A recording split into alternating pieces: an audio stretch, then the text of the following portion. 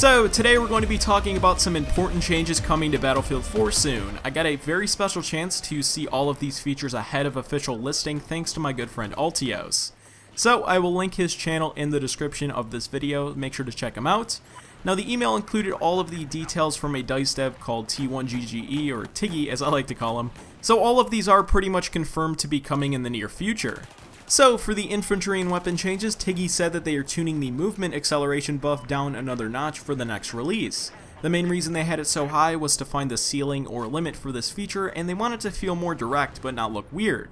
Now, from my experience, I didn't even know they tweaked the movement because to me, Battlefield 4 has always been clunky and slow compared to Battlefield 3, but it is good to know that they are changing it up a bit. Now, if you played Battlefield Hardline, they added a brand new feature for the crosshairs, which would be the red crosshair when you get headshots on enemies. So they are going to be adding that in the near future to Battlefield 4, but it's going to act a little bit different to the one we saw in the Hardline beta. As for new weapon changes, they are incorporating a new damage model into the game. Basically, they are going to increase and decrease some of the recoil for numerous amounts of weapons in Battlefield 4.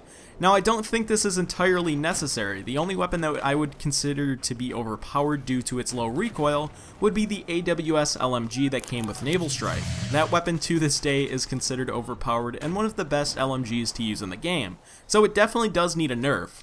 Now, another thing DICE is trying to do is slow down gameplay caused by the increase in netcode or increase in server refresh rate tweak.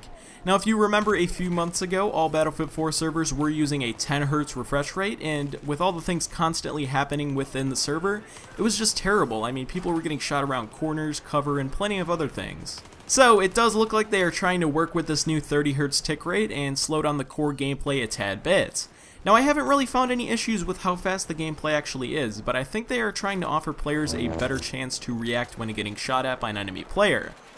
Now, Sonic, the Battlefield 4 programmer who developed the ballistic shield, said they were looking at ways to improve the shield. For instance, Tiggy said, "I hope we can buff the shield some and give it some team play points for defending friends." They're also planning to tweak the time it takes to switch to your secondary weapon and make it a bit faster to do so.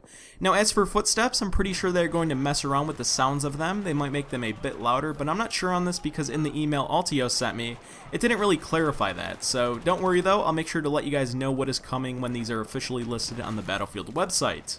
As for some performance changes coming, Tiggy said he would love to investigate a higher tick rate at a later point. So this could mean we might get a higher tick rate on servers, which is always a good thing. I mean, even right now it's fine as it is. I think the sweet spot would be about 35 to 40 Hz to make sure you aren't getting shot behind those corners.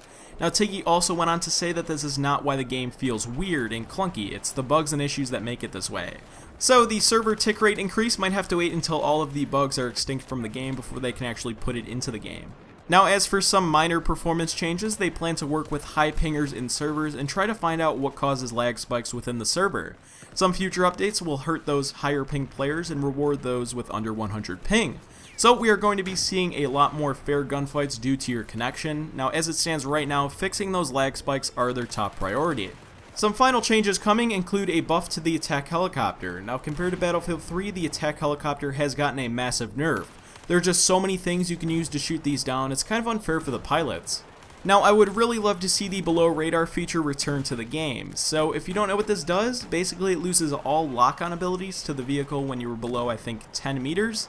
So it was a great feature for pilots and it needs to return to the game for that reason.